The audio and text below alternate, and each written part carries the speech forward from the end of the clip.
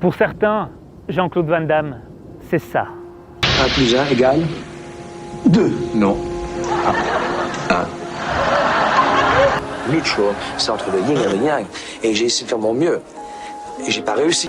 Et une pomme, c'est bon. Ça contient de la pectine. C'est anti-cholestérol. J'adore, I love it. Les sœurs Condro, I love it. Non, c'est les frères Dardenne. Oui, ceux-là, oui. C'est pas. Oui, je les adore. Je vais faire le prochain road movie avec eux. Ça va être super. C'est mon temps de déjeuner, Ottawa. Pour les muscles. Un oiseau émotionnel qui pour nager dans l'espace, tu vois, l'espace qui nous entoure, ok, Patrick, moi, Laurent, tes parents. Tes parents qui t'ont fait toi aussi. Nous, on va mettre en évidence 5 éléments de la vie de Jean-Claude Van Damme qui vont nous permettre de changer notre vie.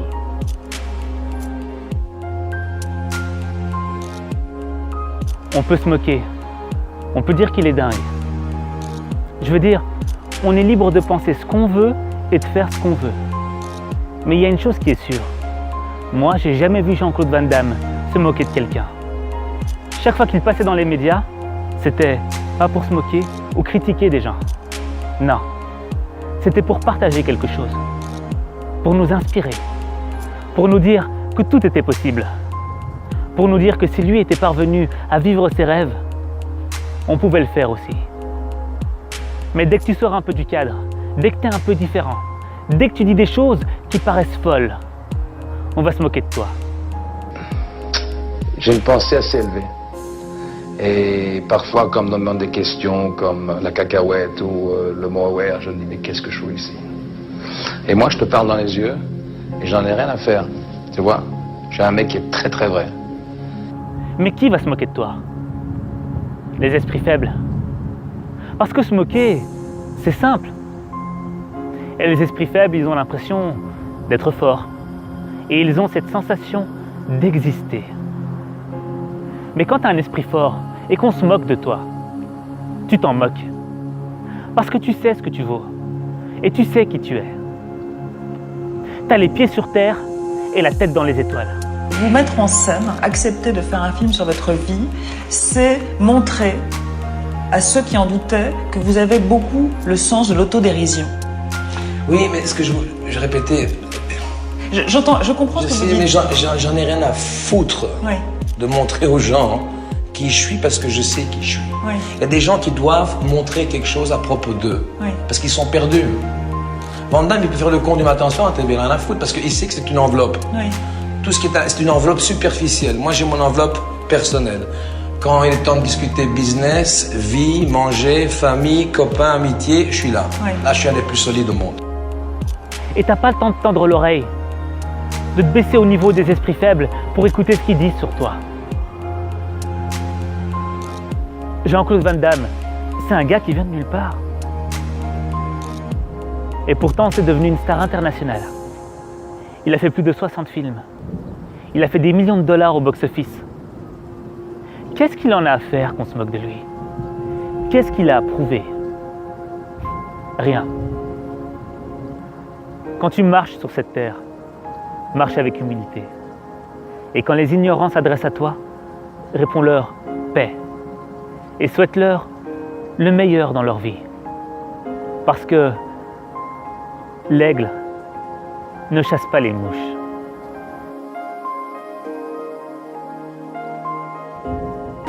D'abord, quand je suis venu en Amérique, j'avais vraiment envie de réussir en cinéma. Tu vois, c'était un rêve d'enfant, un rêve énorme. Et pour moi, arriver à être acteur, parce que tu sais, quand on te dit quand t'es petit, quand il y a des gens de ta famille qui te disent fais ceci, tu peux pas aller plus haut que ça, ou fais pas ça, ou fais pas ceci, parce que ça c'est pas bien pour toi. Et tu suis les règles de la vie, les règles de... Comme les religions, tu suis. Les gens aiment bien suivre, parce qu'ils doivent suivre, parce qu'ils ont perdu. Ok? Alors, ce qui se passe, Aziz, je parle avec mon cœur maintenant, hein. Je viens ici parce que c'est peut-être une coïncidence qu'on se connaît, parce que maintenant je suis ému. Et parce qu'on va parler de réussite, ok? De réussite. Alors, non, attends, c'est pas. C'est important. C'est la France qui nous écoute. T'as la plus grande écoute à 8 millions de personnes, ok? Alors. Ok? Alors, tu dois faire ce que ton cœur dit, Et tu dois croire encore plus ce que tu crois. Et quand tu commences à croire ce que tu crois, il n'y a personne au monde qui peut te bouger. Tu vas où tu veux. Bravo. Comment Jean-Claude Van Damme est parvenu à devenir ce qu'il est devenu alors qu'il vient de Belgique? Je veux dire, c'est pas le pays le plus propice pour devenir une star hollywoodienne.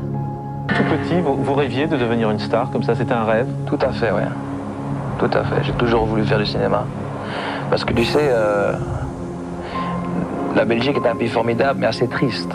Et je me rappelais quand je partais à l'école le matin, il faisait encore sombre, avec une petite lumière jaune, tu sais, c'était très médiocre comme ambiance. Très, très Brel, même s'il a réussi à Paris. Et je rêvais de pirates et d'îles, et d'aventure, et d'amitié. Mais JCVD avait réussi avant d'avoir réussi. Ce que je veux dire par là, c'est qu'il s'était visualisé dans le futur. Et il a vu la personne qu'il pouvait devenir. Et peu importe l'endroit d'où il venait, peu importe ce qu'il avait dans les poches, peu importe son niveau d'éducation, peu importe ce que les gens lui disaient, il a décidé d'emprunter le chemin qui allait l'amener à vivre son destin. Le chemin qui allait faire de lui la personne qu'il devait être. Il a décidé de ne pas écouter ceux qui lui disaient que c'était impossible, que c'était trop dur, trop dangereux. Non. Et c'est Les Brown qui a dit « Si tu fais des choses faciles, ta vie deviendra difficile. Mais si tu fais des choses difficiles, ta vie deviendra facile. » Et pour réussir, il faut avoir confiance en ta voix intérieure. Celle qui te dit « Vas-y, fais-le, t'as rien à perdre. » Cette voix, c'est celle du cœur. Et le cœur, il ne ment pas. Le meilleur conseil que je puisse donner à quelqu'un pour réussir dans le monde du cinéma, c'est de ne pas écouter les bruits du monde et écouter le silence de l'âme. C'est-à-dire, tous les gens te diront dans la vie, c'est impossible, t'es trop loin, c'est pas faisable, c'est trop dur. Ça, c'est les bruits du monde. Mais les gens n'écoutent jamais le silence, qui est un son de l'âme, c'est-à-dire de se remettre sur soi-même, à l'intérieur de soi-même, et de réaliser, de demander à soi-même ce qu'on veut faire dans la vie. Que ce soit un jardinier, un pilote d'avion, ou tu sais, n'importe quoi, mais d'être heureux. Et quand on a la réponse, elle viendra automatiquement, c'est de suivre ce silence. Et c'est ça que j'ai suivi. Et là, j'ai un peu le temps de m'expliquer, donc les gens l'auront compris un peu mieux, parce que parfois, quand je vais en TV et que j'explique comme ça à la va-vite, ils croient que je suis un peu, tu sais. Mais il faut écouter cette âme. C'est ça qui m'a fait réussir, parce que j'ai cru en moi. Depuis l'âge de, je sais pas, l'âge de 16-17 ans, je rêvais d'Amérique. Pourquoi? Je ne sais pas. C'est-à-dire que je crois que dans la vie, on a tous une mission à faire. Et c'était pour moi, j'avais cette histoire d'Amérique dans la peau depuis le matin jusqu'au soir, les films et tout, je rêvais d'Amérique. Je suis parti en Amérique et j'ai tenté ma chance, quoi. Et pose-toi la question. Le jour où tu deviendras la personne que tu dois être, qui pourra t'arrêter? Qui? Tant je me sens bien. Avant, vous aimiez pas? Il y a eu des périodes, parce qu'on se cherche dans la vie. Et quand on se trouve, ça fait du dégât.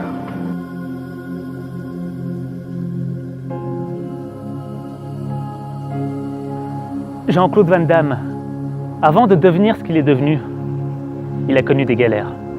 Quand un petit jeune de Bruxelles comme ça arrive à Hollywood, comment s'est passée votre arrivée sur place?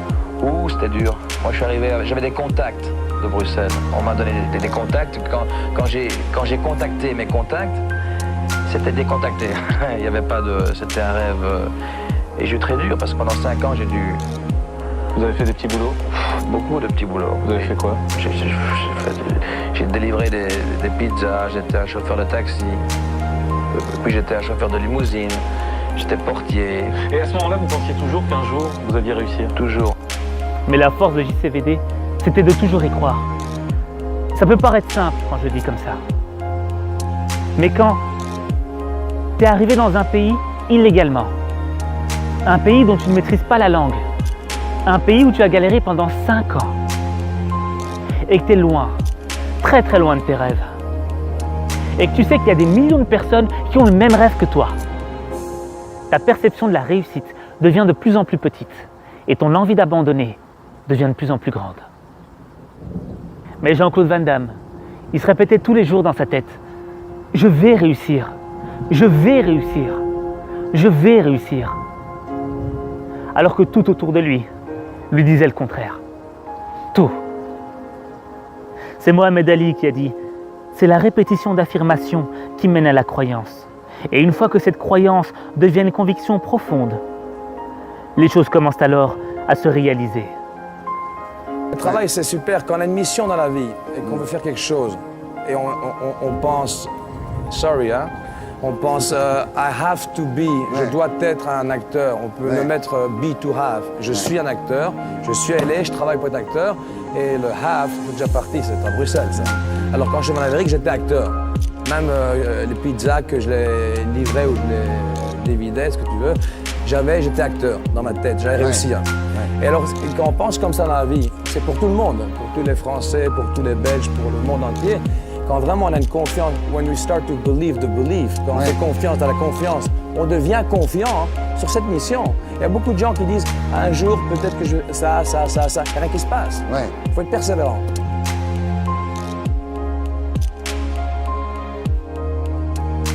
Et malgré le succès, il y a eu des échecs, notamment la drogue. Quel est votre prochain combat?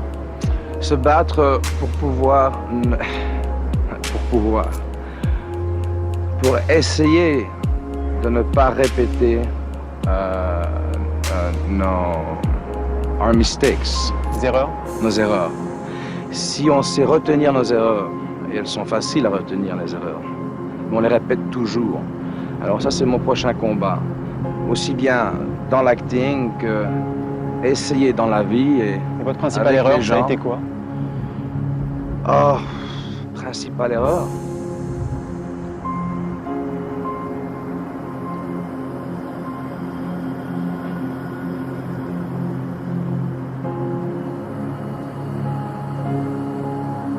La drogue. C'est pas bon, la drogue.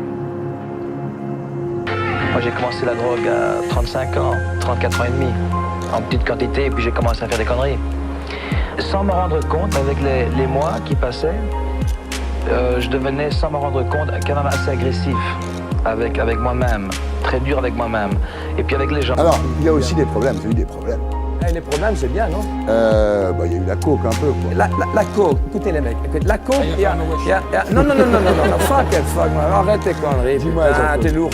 La coke, il n'y a pas plus merdique que la coke. Je sais, j'ai arrêté d'en prendre il y a 15 ans. Ok, ça arrête la tête, ça te fout tout en l'air. Je sais ça. On ne sait pas ce qu'on dit, on ne sait pas ce qu'on fait. On est d'accord. Okay? Alors on est très d'accord. La coke, il ne faut pas toucher, c'est de la merde. Voilà. J'ai essayé, moi, de la battre. On ne peut pas la battre. Alors elle devient, quand on la connaît, elle devient un compagnon qu'on ne touche pas. Je suis allergique à la coke. C'est très simple. Et c'est pour ça que je sais parler maintenant, je suis en forme, j'ai peur de personne, je suis fort dans les yeux, parce que je suis pas de coke, tu vois. Toute notre vie, on va faire des erreurs. Des grandes, des petites. Et le pire, c'est qu'on va les répéter. Et c'est ça qui fait mal. Ça fait mal de se sentir coupable parce que tu as commis une erreur dans laquelle tu étais déjà tombé avant. Et quand on se sent coupable, on s'aime pas. On se déteste. On se voit comme un faible. Mais c'est humain de faire des erreurs. Et tu peux pas nier ton humanité. Un des sens de ta vie, c'est d'apprendre à te maîtriser. Pour repousser le mal par le bien. Repousser le mal par le bien. On vous a beaucoup moqué sur un mot qui est le mot aware. Vous étiez aware. Est-ce qu'aujourd'hui vous pourriez nous dire ce que voulait dire ce mot-là que vous employez presque à chaque phrase? Je suis aware. En français ça veut dire conscient. Conscient de la chose. Mais conscient de quoi? D'avoir, comme on dit en américain, an awareness. Être conscient de tout ce qui se trouve autour de nous, à l'intérieur et entre nous. J'aimerais bien que les gens comprennent que tout est possible. Si jamais un jour vous voulez faire quelque chose, affirmez ça vous-même et gardez toujours cette pensée la même chose, être focus, comme on dit en américain, avoir cette même pensée continuelle. Et vous rentrez dans un office, I'm a movie star. Être aware, c'est réveiller ta conscience. C'est voir le monde tel qu'il est vraiment. C'est te regarder avec vérité. Tes points faibles et tes points forts. Être aware, c'est le premier pas qui va changer ta vie. Honnêtement, c'est pas moi qui parle, c'est pas moi qui parle, c'est pas moi qui parle, parce que parfois il y a des gens qui sont perdus dans la vie, qui vont très haut. Aziz va en Amérique. Il va peut-être ou peut-être pas réussir. Je ne sais pas. Attendez, laissez-moi parler comme moi je pense la vie. Et allez, parfois on réussit et tout va très bien. Ouais. Non, attends, c'est plus fort maintenant. Et ce qui se passe, c'est que quand tu réussis, je peux chauffer, hein. C'est chaud. J'ai perdu beaucoup de muscles. Oui, J'ai perdu beaucoup de muscles. Bien sûr. Beaucoup de muscles. Alors, ce qui se passe, c'est que quand tu vas réussir, Aziz, il y aura des tentations. Parce que quand tu es loin des parents et de la famille, et tu es seul, et tu fais confiance à des gens, à des producteurs qui disent « je vais te protéger, je vais faire attention à toi, je vais vraiment te donner du cœur, on va faire de l'argent ensemble ». Et t'es jeune, alors tu viens avec ton talent de karatéka, tu comprends, t'es un sportif. T'as pas encore la tête du businessman, du tueur, du requin. Alors tu fais confiance à des gens comme moi j'ai fait confiance. Et parfois, il y a des gens qui tombent avec des affaires comme ça dans la drogue. Ok? Alors ce qu'il faut faire, il faut se relever, hein? Et moi, je te dis, j'ai fait des mistakes, des erreurs dans ma vie, hein, des grandes erreurs, tu vois. Mais attention, hein, personne n'est parfait, mais j'ai fait, et ces erreurs, peut-être qu'aujourd'hui, ce soir, ces erreurs, elles sont ici. Ah, stop, arrêtez l'éclatement, merde, arrêtez cette histoire. Je parle du cœur ici. On n'est pas du show business. Ok? Je suis un homme qui parle à un homme maintenant, à un jeune garçon. Ok?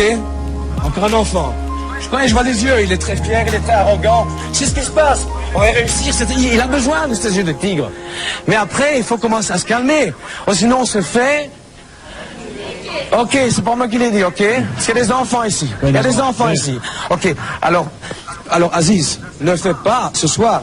Si moi j'ai payé parfois des conneries pour les autres, et même que les magazines ils te prennent en bout, c'est pas grave, c'est bien. Parce que ne tombe pas comme je suis tombé. Parce que maintenant, attention Aziz, maintenant je suis remonté, hein. Maintenant, je suis en forme, hein. Parce que maintenant, j'ai trouvé en moi quelque chose qui est super. Maintenant, j'ai besoin d'une question, c'est ça qui je demande. À moi. Tu demandes à toi. Et je te le jure, tu trouveras la réponse. Ça marche. Et Van Damme, pour l'instant, est en plein sang. Merci, Jean-Claude. Bon. Et moi, je crois en toi. Je crois au fait que tu vas faire des erreurs dans ta vie. Mais que ces erreurs ne seront pas la